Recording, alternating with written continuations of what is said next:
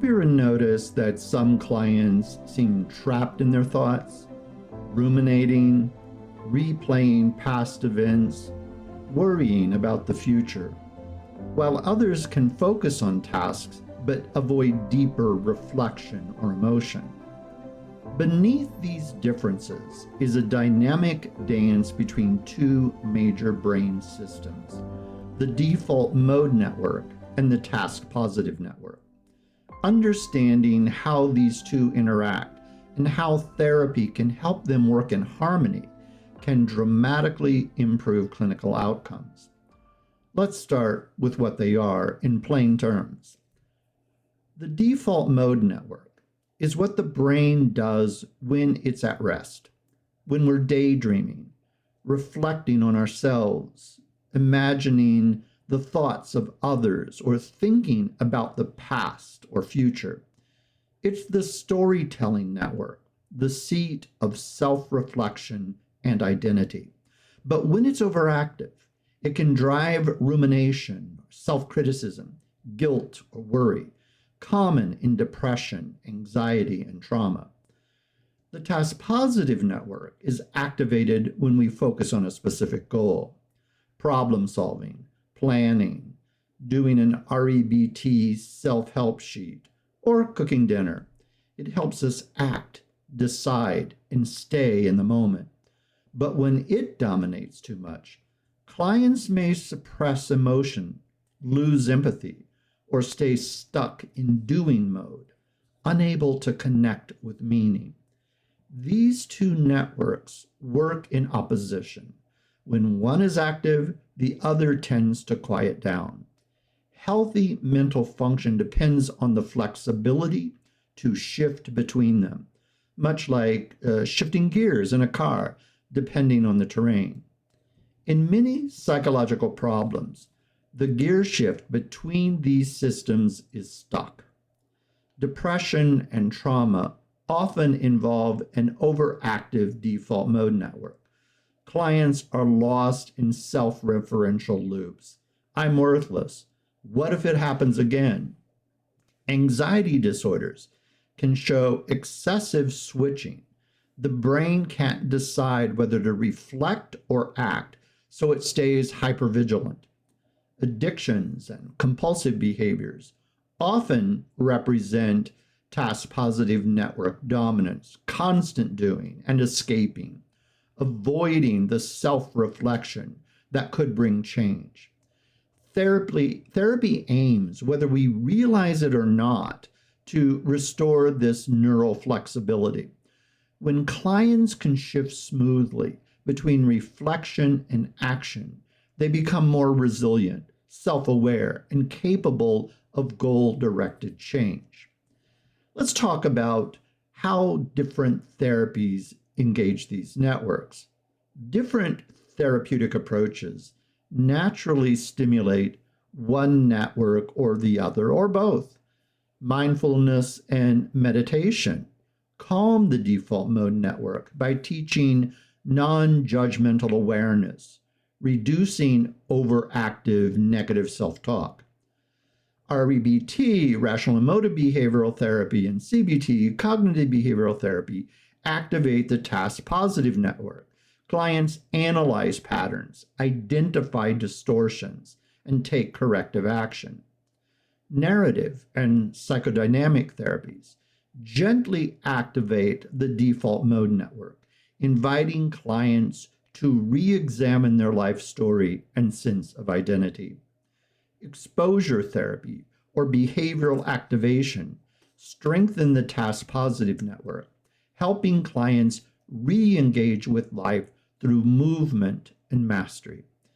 Integrative and meaning-oriented therapies help the client move fluidly between both reflection and purposeful doing, which is often the sweet spot for lasting change.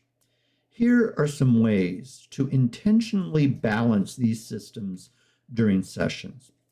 Alternate reflection and action. After exploring a memory or belief which involves the default mode network activity, ask, what might you do differently this week task positive network activation. Then, in the next session, reflect again on what they learned, the default mode network activity. Use grounding and mindfulness to quiet an overactive default mode network.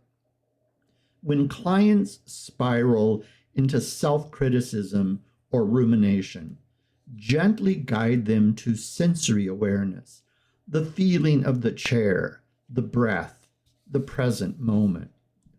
Encourage cognitive restructuring to engage the task positive network when clients feel helpless.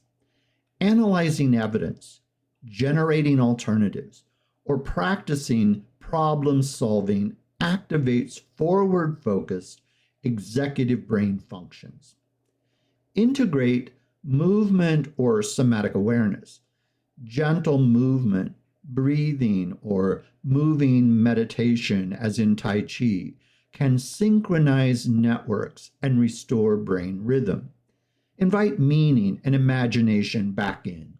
For clients who live only in doing mode, reflection exercises such as journaling, guided imagery, narrative reauthoring, re-engage the default mode network and reconnect them to identity and value. And monitor transitions.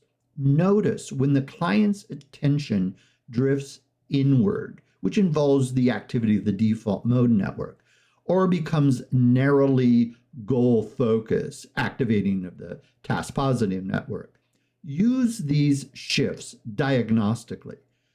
Too much of either may signal emotional avoidance or cognitive overload. When the default mode network and the task-positive network communicate effectively, several powerful things happen. The brain develops meta-awareness, the ability to observe thoughts rather than be ruled by them. Clients gain self-compassion and problem-solving reflexibility. They can think about their experiences and then act on them.